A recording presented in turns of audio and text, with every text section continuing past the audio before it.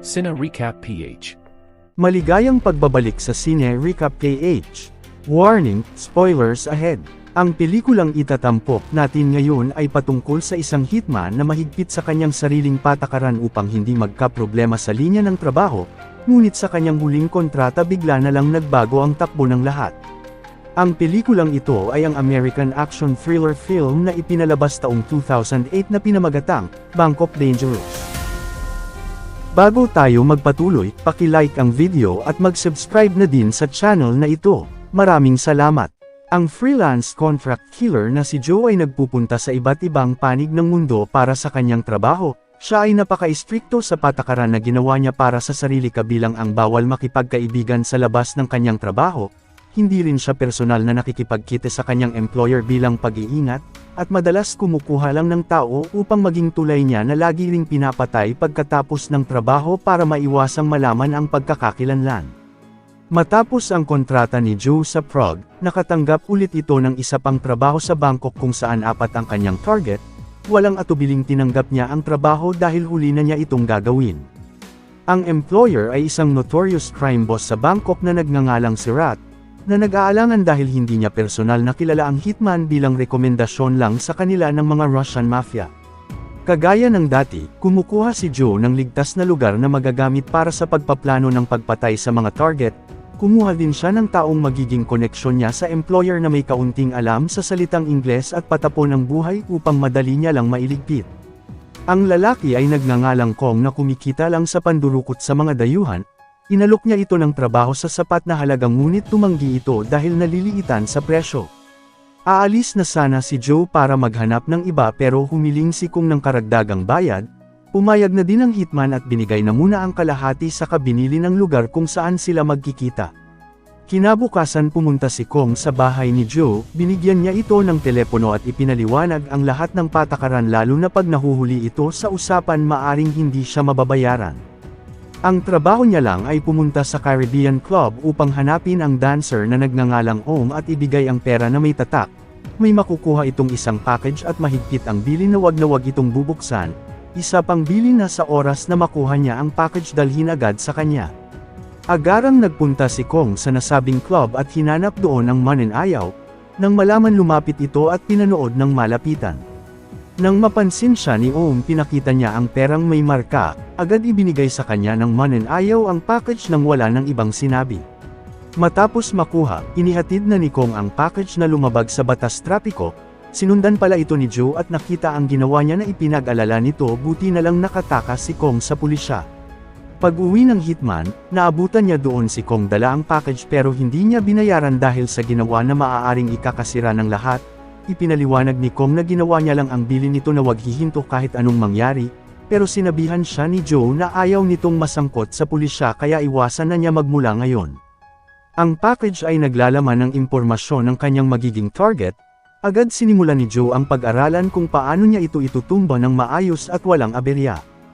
Sa sumunod na pagbabalik ni Kong sa club sinubukan niyang makipagkilala kay Om pero nagpakipot ito sa kanya. Si Om ay ang tagapagpadala ni Sirat para sa mga kailanganin ng hitman sa kanila.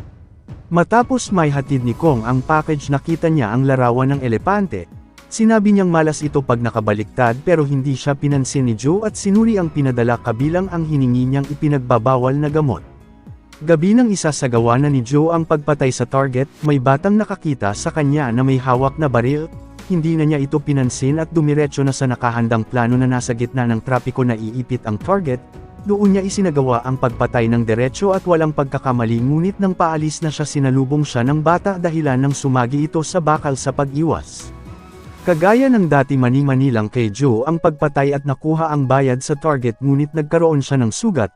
Nagpunta si Joe sa isang parmasya para bumili ng gamot at nakilala niya doon ang isang magandang babae subalit hindi nakakapagsalita. Biglang nagka-interes si Joe sa unang pagkakataon sa isang babae matapos gamutin ang kanyang sugat. Itinuro sa kanya kung paano ang tamang pag-inom ng gamot na nagawa din itong maintindihan. Samantala si Kong nagkagusto na din kay Om, pagbalik niya ulit ng club binigyan niya ito ng mamahaling hikaw matapos makuha ang package. Ngunit nang pabalik na ito inatake siya ng mga kalalakihan na kanyang napag-utangan noon. Nakita ang dala niyang case at sinubukang buksan pero nabawi ito ni Kong at agarang tumakas sa kanila. Nagtataka na si Joe na hindi pa dumadating ang kanyang taga-deliver, maya-maya pa dumating si Kong na humihingi ng paumanhin sa pagiging late. Nang makita ni Joe na puro ito galos sa mukha, pinapasok niya ito sa loob habang ipinapaliwanag ni Kong ang nangyari, subalit napansin ng hitman na tila nabuksan ang package na ikinagalit nito. Sinabi ni Kong na sinubukan nilang buksan pero nagawa niya itong napigilan. Nang maayos na ang lahat, pinakuha si Kong ng maiinom niya sa ref, ngunit inihayag nito ang nakitang litrato na masamang tao at hiniling na turuan siya sa pakikipaglaban. Nalaman niya na pala ang totoong pagkatao ni Joe kaya binalak na itong tapusin ng hitman. Sa kabila ng mahigpit niyang patakaran sa sarili, biglang nagbago si Joe. Tinanggap niyang turuan si Kong sa pakikipaglaban upang madepensahan ang sarili sa hindi kapakapaniwalang sitwasyon. Magmula noon, naging guro na ni Kong si Joe at itinuro ang lahat ng mga nalalaman niya sa kung paano ito gumagalaw sa kanyang mundo. Ang susunod na target ni Joe na pag-alaman niya mula kay Kong kung gaano ito kasamang tao. Upang tapusin, pinasok niya ang tinutuluyan nitong hotel, ngunit wala sa silid ang target. Naroon pala ito sa swimming pool na liligo at doon na isinagawa ni Joe ang pagpatay sa paglunod sa kanyang target. Napanood na lang ni Kong sa balita ang nangyari, alam niya kung sino ang may gawa nito habang patuloy pa din siyang tinuturuan ni Joe at inalam ang lahat patungkol sa hitman. Kalaunan, bumalik si Joe sa parmasya para makita ulit ang babaeng naging interesado siya na nagngangalang Fawn.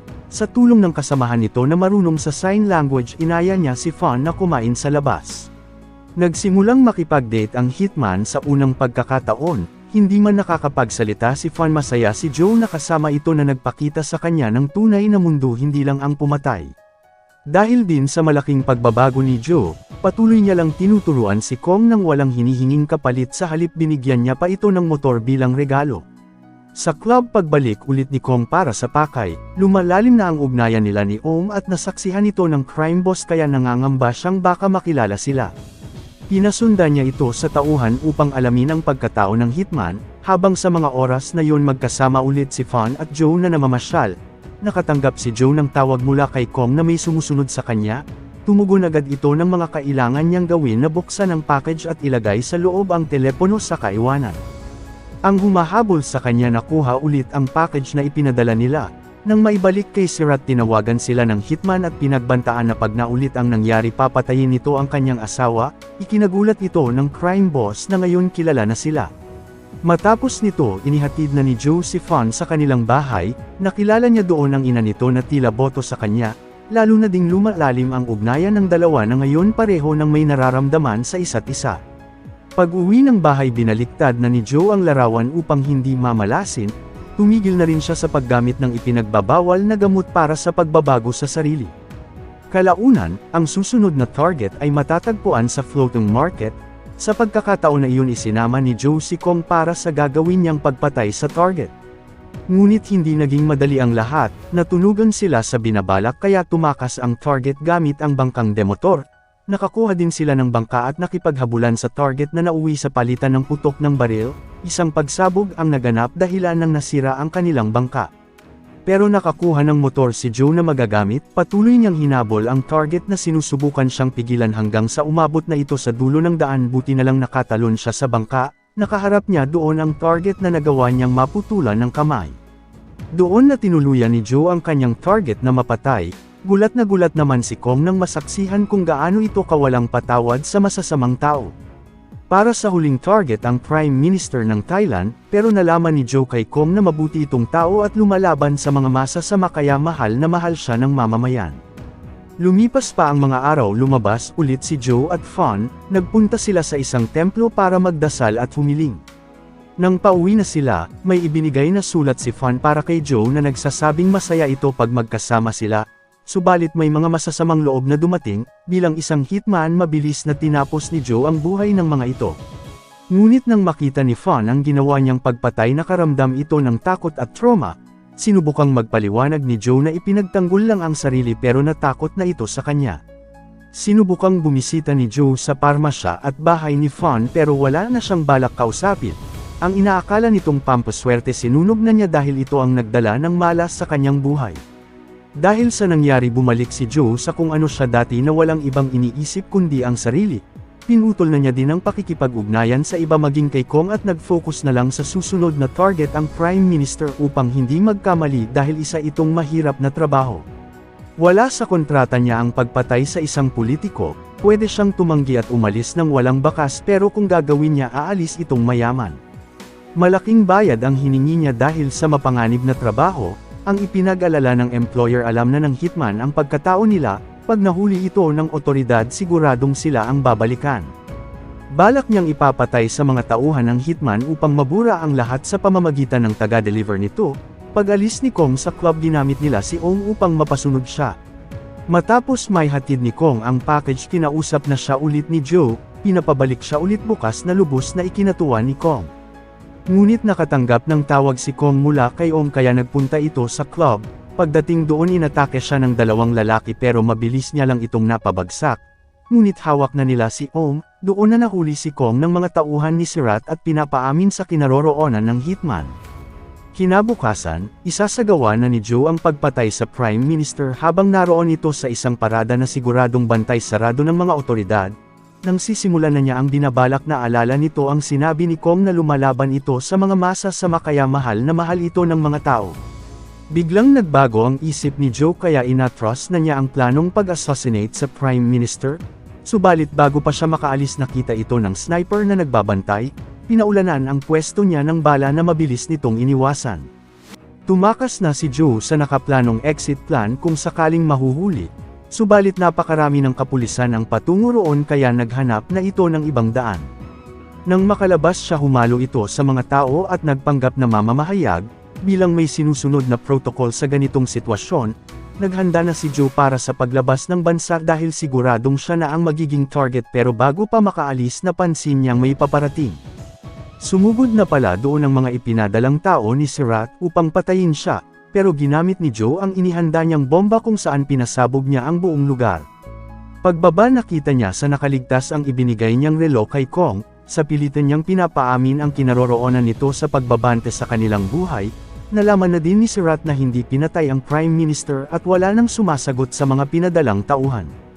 Sa huling pagkakataon dumaan si Joe sa bahay nila Fawn para magpaalam. Nang aalis na ito hinabol siya ni Fawn ngunit hindi na huminto si Joe at dumiretso na sa kuta ni Sirat upang iligtas si Kong. Ginamit niya ang tauhan nito para makapasok ng gate saka pinatay ang mga bantay sa labas na ikinaalarma ng lahat. Naririnig na lang ni Kong ang mga putok ng baril sa labas habang napapalaban si Joe sa mga tauhan ng crime boss. Hindi nagtagal isa-isa niyang napabagsak ang lahat hanggang sa nakaharap ang kanang kamay ni Sirat ngunit nawala na ng bala si Joe. Pero bigla na lang itong naglaho, nang tangkain siyang pasasabugan ng granada doon na ito lumitaw at tinapos ang tauhan ni Sirat sa pagsabog. Matapos nito natagpuan niya din si Kong kasama si Ong, pinauna na niyang pinatakas ang kaibigan dahil kailangan niya pang tapusin ang pinakamasamang tao kung saan ito si Sirat. Kasalukuyan naman ito ngayong tumatakas, pero hinabol sila ni Joe sa pagtalon mula sa itaas at pinaputukan ang nagmamaneho na matagumpay nitong napigilang makaalis. Nagsidatingan na din ang mga pulisya sa lugar at pinalilibutan, patuloy naman si Joe sa kanyang huling misyon na burahin si Sirat sa mundo, pinatay niya ang natitirang tauhan nito habang sinubukang manlaban ni Sirat pero wala na siyang nagawa pa. Pumasok si Joe sa loob ng sasakyan at tinabihan ang employer sa balak na pagpatay, naalala niya bigla ang pagkamuhi sa kanya ni Fawn at napagtanto ang mga bagay kung gaano na din siya kasamang tao. Marahang tumakbo ang sasakyan patungo sa pulisya matapos wala nang nakaapak sa preno. Doon na tinapos ni Joe ang sarili kasama si Sirat upang pareho silang mawala sa mundo. Dito na nagtatapos ang ating kwento, sana nagustuhan nyo. I-like ang video at mag-subscribe na din sa channel na ito. Maraming salamat sa panunood, hanggang sa muli. Paalam!